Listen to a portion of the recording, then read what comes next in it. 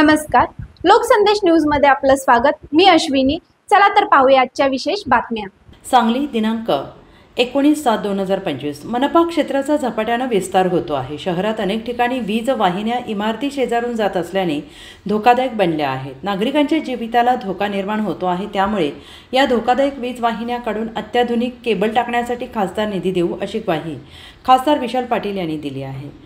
शहरातील प्रभाग क्रमांक 16 मध्ये जुन्या विद्युत वाहिन्या बदलून नवीन एबी केबल टाकण्यासाठी खासदार विशाल पाटील यांनी 10 लाख रुपयांचा निधी मंजूर केला आहे। त्यासाठी माजी नगरसेवक करीम मेस्त्री यांनी पाठपुरावा केला आणि त्या कामाचा प्रारंभ खासदार विशाल पाटील यांच्या हस्ते करण्यात आला।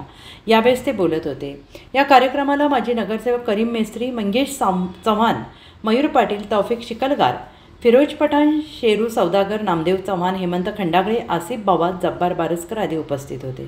विद्युत कामाचा मुहूर्त करताना खासदार विशाल पाटील सोबत माजी नगरसेवक करीम मेस्त्री, मयूर पाटील, फिरोज पठाण, तौफिक शिकलगार आदी उपस्थित होते। खासदार विशाल पाटील म्हणाले की खंडबागमध्ये इमारतीजवळून वीज वाहिन्या जाण्याची समस्या जास्त आहे। त्यामुळे वीज वाहिन्या काढून अद्ययावत एबी केबल टाकल्या जात आहेत। शहरातील अशा ठिकाणी शोधून विद्युत वाहिन्या बदलण्यासाठी निधी दिला जाईल अशी ग्वाही त्यांनी दिली आहे। करीम मेस्त्री यांनी म्हटलं आहे की खंडबाग येथील फौजदार गल्लीमध्ये असणाऱ्या इमारतींना लागून वीज वाहिन्या गेल्या आहेत। एबी केबल टाकण्यासाठी खासदारांनी निधी दिला असून त्यातून काम होत असल्याचं मेस्त्री यांनी म्हटलं आहे।